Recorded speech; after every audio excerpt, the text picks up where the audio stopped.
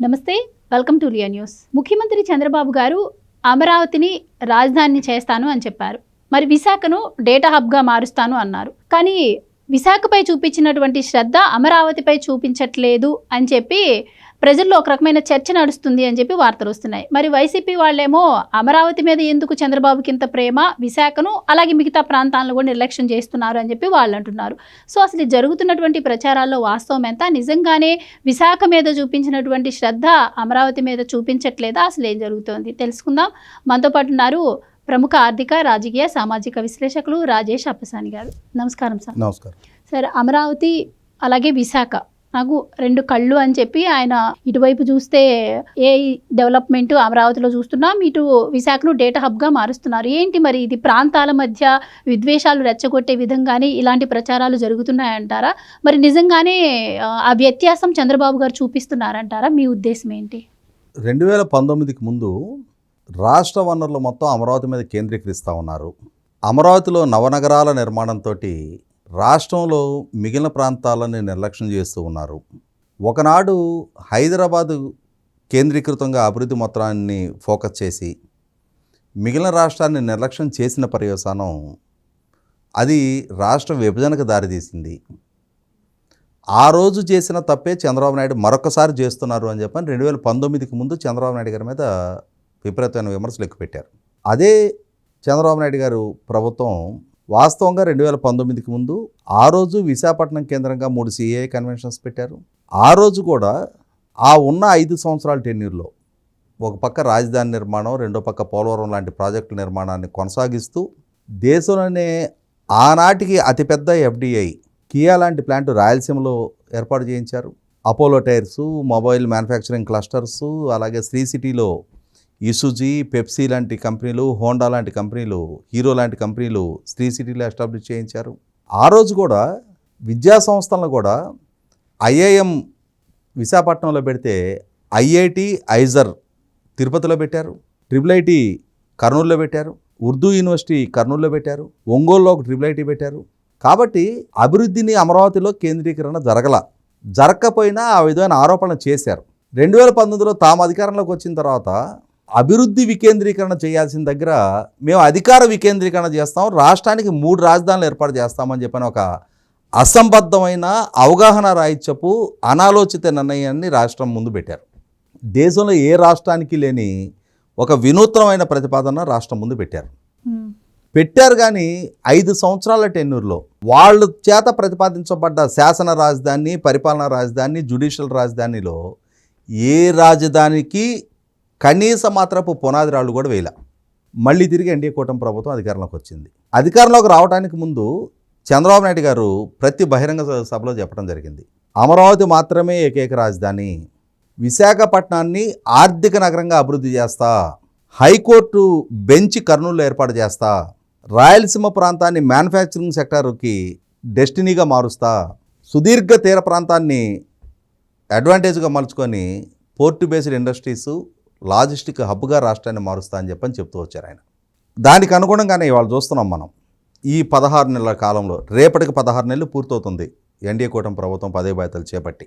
ఈ 16 నెలల కాలంలో శ్రీకాకుళంలో నిర్మాణం జరుగుతున్న మూలపాడు పోర్టు నుంచి మొదలు పెడితే ఇవాళ చిత్తూరు, అనంతపురం జిల్లాల సరిహద్దుల వరకు, ఒక పక్క తమిళనాడు, ఒక పక్క కర్ణాటక రాష్ట్రాల సరిహద్దుల వరకు అభివృద్ధిలో ఒక సమతుల్యత సాధిస్తూ ఉన్నారు.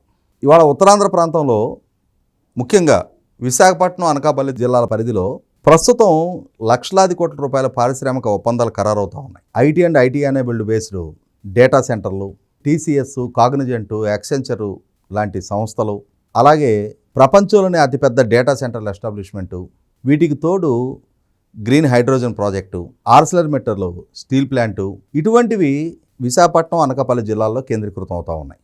అంటే ఆయన చెప్పిన ఆర్థిక రాజధాని అనే దిశగానే ఆంధ్రప్రదేశ్ రాష్ట్రానికి ఒక సంపద సృష్టి కారకంగా, ఉపాధి కల్పన నగరంగా విశాఖపట్నాన్ని అభివృద్ధి చేస్తూ ఉన్నారు. రెండో పక్క చూసాం మనం, BPCL లాంటి అతిపెద్ద రిఫైనరీ 95,000 కోట్ల రూపాయలు పెట్టుబడి ప్రకాశం జిల్లాలో రామాయపట్నం పోర్టు దగ్గర ఏర్పాటు చేస్తూ ఉన్నారు.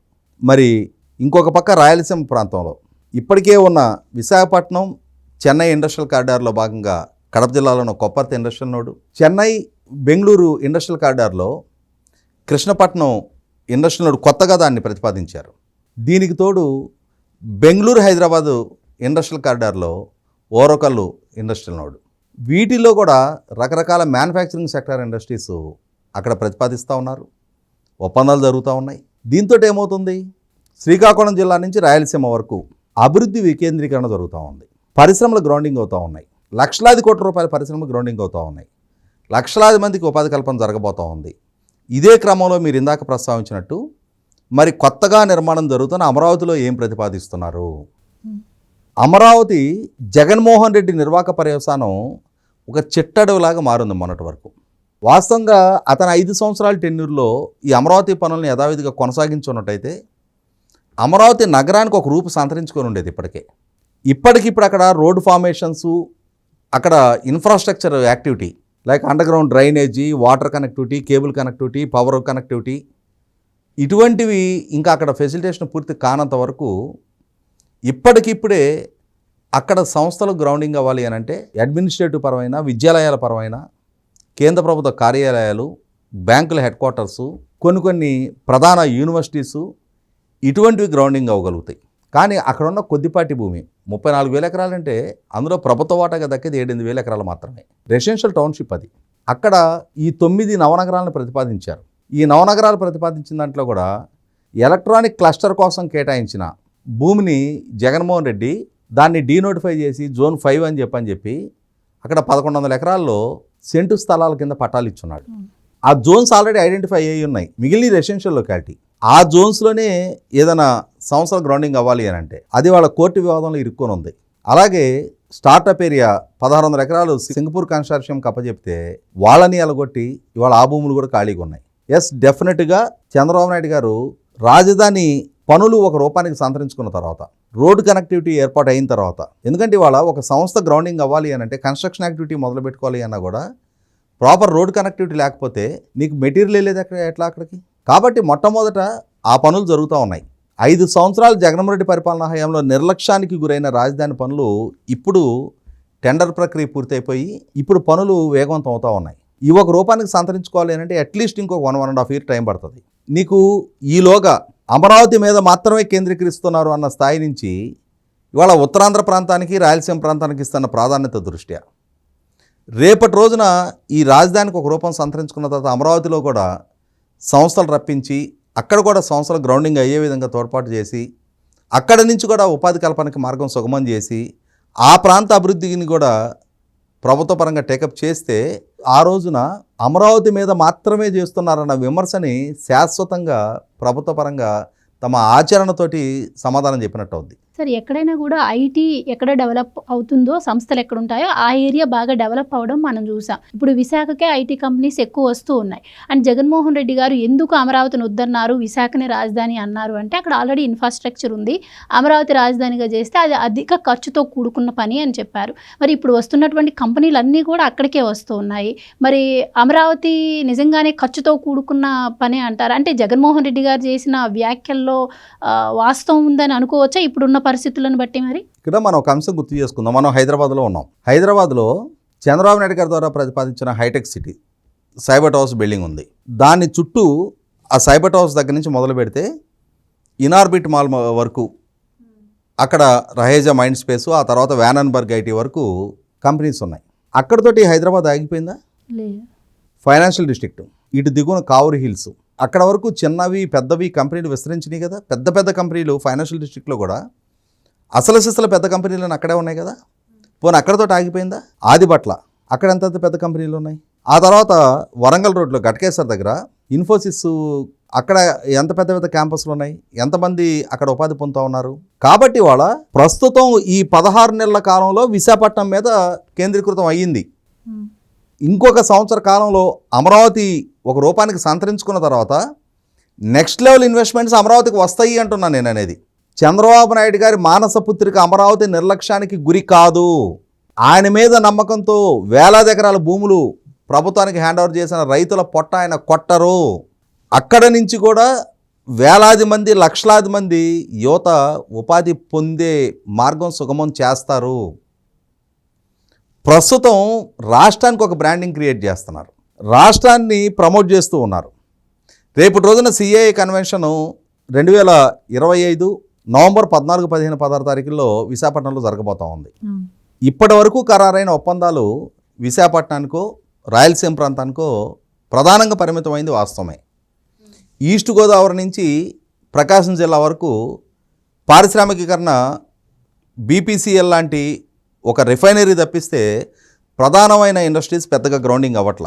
రిలయన్స్ బయోమాస్ ప్లాంట్లు రాష్ట్ర వ్యాప్తంగా ప్రతిపాదిస్తూ ఉన్నారు. తర్వాత ప్రకాశం జిల్లాలో దొనకొండ దగ్గర నిన్న బీడీఎల్కి సంబంధించిన ఒక డిఫెన్స్ ఇండస్ట్రీ ఒక 1200 కోట్ల రూపాయలతో ప్రతిపాదించారు. ఇంత పెద్ద రాష్ట్రంలో ఇవన్నీ కూడా పెద్ద పరిగణలోకి తీసుకోవాల్సిన నష్టి లేదు. కానీ రేపు రాబోయే సిఏఏ కన్వెన్షన్లో కానీ అంటే ఇప్పుడు అమరావతి నగరం ఒక రూపుకి సంతరించుకునే లోపు ఇప్పుడు బీడీఎల్ ప్లాంట్ వస్తుంది. అక్కడ దొనకొండ దగ్గర కొన్ని వేల ఎకరాల ప్రభుత్వ భూములు ఉన్నాయి. ఒక ఇండస్ట్రీ అక్కడ గ్రౌండింగ్ అయింది అని అంటే దాన్ని బేస్ చేసుకొని ఇంకా 10 ఇండస్ట్రీస్ అట్లాంటివి రావడానికి ఆస్కారం ఉంది. ఒక రకంగా మాట్లాడుకుంటే వినుకొండ దాటిన దగ్గర నుంచి దొనకొండ కానీ, మార్కాపురం కానీ, పొదిలి కానీ, గిద్దలూరు కానీ, కంబం కానీ, ప్రకాశం జిల్లా మెట్ట ప్రాంతాలు, అక్కడి నుంచి మీకు కందుకూరు, కనిగిరి వరకు, నెల్లూరు జిల్లా మెట్ట ప్రాంతం ఉదయగిరి, కడప జిల్లా బద్వేలు వరకు చాలా దుర్భిక్ష వాతావరణ పరిస్థితులు, అక్కడ చాలా తక్కువ నీటి లభ్యత ఉండే ప్రాంతాలు. అటువంటి ప్రాంతాల్లో వెలుగొండ ప్రాజెక్టు ద్వారా నీటి లభ్యత తీసుకురాబోతూ ఉన్నారు. అదే సందర్భంలో పారిశ్రామికీకరణ కూడా జరిగే తీరుతుంది. ఇవన్నీ అమలు జరగాలి అని అంటే ఒక 5 సంవత్సరాల టెన్యూర్లో ఇదేదో పాతాళ భైరవి విగ్రహం ఎన్టీ రామారావు గారు ఇలా తలక తాకించుకొని ఏ కోరిక కోరుకుంటే ఆ కోరిక అప్పటికప్పుడు ప్రత్యక్షమైనట్టుగా సాధ్యం కాదు. ఒక దీర్ఘకాలిక ప్రణాళికతో ప్రభుత్వం వ్యవహరిస్తూ ఉంది, పరిపాలన చేస్తూ ఉంది. ఈ 5 సంవత్సరాల టెన్యూర్కి ఒక ప్రణాళికతోటి ఈ స్థాయిలో రాష్ట్రాన్ని ప్రమోట్ చేయాలి, ఈ 5 సంవత్సరాల టెన్యూర్లో 20 లక్షల ఉపాధి కల్పన జరగాలి అని చెప్పని ఒక లక్ష్యంతో పనిచేస్తూ ఉన్నారు. ఈ లక్ష్యం మరింత వేగవంతం కావాలి అని అంటే, మరింత సమర్థంగా అమలు జరగాలి అని అంటే నెక్స్ట్ టెన్యూరు నెక్స్ట్ టెన్యూరు కూడా ఇదే ఆలోచన విధానంతో పనిచేసే ప్రభుత్వాన్ని నెగ్గించుకొని వాళ్ళకే పరిపాలనా బాధ్యతలు అప్పచెప్పాల్సిన బాధ్యత కూడా పౌర సమాజం మీద ఉంటుంది. చంద్రబాబు నాయుడు గారికి ఉన్న శాపం ఏంటి అంటే ఆయన అభివృద్ధి ప్రణాళికలు ఎగ్జిక్యూట్ అయ్యేలోపు ఆయన ఓడిస్తారు. నెక్స్ట్ వచ్చిన వాళ్ళు ఆ పై క్రీమ్ తినేసి మళ్ళీ ఖాళీ బొచ్చె మిగులుస్తారు. మళ్ళీ ఆయన పదవి బాధ్యతలు చేపట్టి మళ్ళీ ఆ బొచ్చెని నింపే ప్రయత్నం చేస్తాడు. కనీసం ఇప్పటికైనా సరే ఆయన్ని ఓడించిన ప్రతి సందర్భంలో రాష్ట్రం నష్టపోయింది, పౌర సమాజం నష్టపోయింది, యువత నష్టపోయింది. కాబట్టి దాని నుంచి బయటపడాలి ఇప్పటికైనా అంటే ఇక్కడ నుంచి. ఎందుకంటే 5 సంవత్సరాల టెన్యూర్ 60 నెలల కోసం ఎంపిక చేసుకున్న ప్రభుత్వంలో 16 నెలలు మాత్రమే పూర్తయింది. ఇంకా 44 నెలల కాలపరిమితి ఉంది. ఈ 44 నెలల్లో అమరావతి నగరాన్ని కూడా ఒక ఉన్నత స్థానానికి చేరుస్తారు. అమరావతిలో కూడా అద్భుతమైన ఉపాధి కల్పన జరుగుద్ది, సంపద సృష్టి జరుగుద్ది. ఏ నమ్మకంతో అయితే రైతులు ముందుకొచ్చి చంద్రబాబు నాయుడు గారి ఆకాంక్షలకు అనుగుణంగా తమ భూముల్ని ప్రభుత్వానికి సరెండర్ చేశారో. సార్, మీరు రైతుల గురించి ఒక మాట ప్రస్తావన తీసుకొచ్చారు కాబట్టి అడగాల్సి వస్తుంది. అంటే ఇప్పటికే అమరావతికి రైతులు ఇచ్చిన భూముల గురించి సరిగ్గా ప్రభుత్వం పట్టించుకోవట్లేదు, ఇచ్చిన వాళ్ళే ఇబ్బంది పడుతున్నారు, మళ్ళీ కొన్ని వేల ఎకరాల భూములు కావాలంటే దానికోసం ఇప్పుడు రైతులు ఇవ్వట్లేదు అని మొన్న ఈ మధ్య వరకు మనం వార్తలు చూసాం. సో ఇలాంటి ప్రచారాలను ఏవనెత్తితే అంటే రైతులు కూడా ఇవ్వకుండా ఉండేందుకు కూడా ఆస్కారం ఉంటుంది, అందుకోసం కూడా ఇలాంటి ప్రచారాలు జరగవచ్చు అని అంటున్నారు. దీంట్లో కూడా నిజం ఉంటుందంటే డెఫినెట్గా ఉంటుంది. ఇప్పుడు కారణం ఏంటి అంటే నేను అదే చెప్తున్నా. మనకు ఒక సామెత ఉంది, పెట్టనమ్మ ఎటు పెట్టదు, పెట్టే బొచ్చు ముండకి ఏమైంది అన్నారంట. ఇప్పుడు చెయ్యని జగన్మోహన్ రెడ్డి ఎటు చేయాలి, అడవి పెంచాడు. అక్కడ చేయటానికి పూనుకున్న చంద్రబాబు నాయుడు గారిని నేను ఇందాక చెప్పినట్టుగా ఓవర్ నైట్ అన్నీ సాధ్యపడిపోవాలని చెప్పని కోరుకుంటా ఉన్నాం. అక్కడ డీఫారెస్టేషన్ చేసి టెండర్లు ఫైనలైజ్ చేసి వర్కులు బిగినయ్యి ఆ వర్కులు ఒక షేప్కి రావడానికి టైం పడుతుంది. అది కాలమే దానికి సమాధానం చెప్పాలి. ఓవర్ నైట్ ఇలా అంటే రోడ్లు ఫార్మేషన్ అవ్వవు, ఇన్ఫ్రాస్ట్రక్చర్ క్రియేట్ అవ్వదు. అవి క్రియేట్ కాకుండా ఏ యాక్టివిటీ కూడా టేకప్ చేయడం సాధ్యం కాదు. ఎందుకంటే మనకు తెలుసు అక్కడ రోడ్డు కనెక్టివిటీ లేకుండా ఏ ప్లాట్లో ఏ వర్క్ టేకప్ చేయాలి అన్నా మెటీరియల్ ఎలా వెళ్తుంది, వెహికల్స్ ఎలా వెళ్తాయి. కాబట్టి ఫస్ట్ రోడ్డు ఫార్మేషన్స్ జరగాలి. ఆ ప్రక్రియ కొనసాగుతూ ఉంది. ఇప్పుడు ఇవన్నీ టేక్ ఆఫ్ అయ్యి ఒక షేప్కి రావడానికి టైం తీసుకుంటుంది. అంటే 5 సంవత్సరాల జగన్మోహన్ రెడ్డి పరిపాలన కాలంలో జరిగిన లేటు ఇవాళ ఆ మూల్యం ఆ ప్రాంతం రాష్ట్రం చెల్లిస్తూ ఉంది. అదే ఆ రోజు 2019 నుంచి కూడా ఆ వర్క్స్ కంటిన్యూ అయ్యున్నట్టయితే ఇప్పటికే ఒక షేప్కి వచ్చేసి ఉండేది. జగన్మోహన్ రెడ్డి చేసిన లేటు దానికి లేట్ అయింది వాస్తవమే. ఎందుకని ఆ ప్రాంతాన్ని కూడా జగన్మోహన్ రెడ్డి కట్టబెట్టారు సీట్లు ఆ రోజున. మంగళగిరి తాడికొండ కూడా జగన్మోహన్ రెడ్డికి ఎందుకు కట్టబెట్టారు ఆ రోజున? ఇవాళ ఆ నష్టం పర్యవసానం రాష్ట్రం చెల్లించింది. ఆ 2 సీట్లు తెలుగుదేశం నెగ్గిన తెలుగుదేశం అధికారంలోకి వస్తాను కాదు, కానీ ఆ రోజు ఆ గ్రాటిట్యూడ్ ఆ ప్రాంతం కూడా ప్రదర్శించలేదు కదా. కాబట్టి ఇవాళ దాని నుంచి పరిస్థితులు చక్కబడతా ఉన్నాయి. పేషెన్స్ చాలా అవసరం. 100కి 100 పాళ్ళు అందరి ఆకాంక్షలు నెరవేరే తీరతాయి. థ్యాంక్ యూ సో మచ్ అండి. Please subscribe to Leo news for more videos.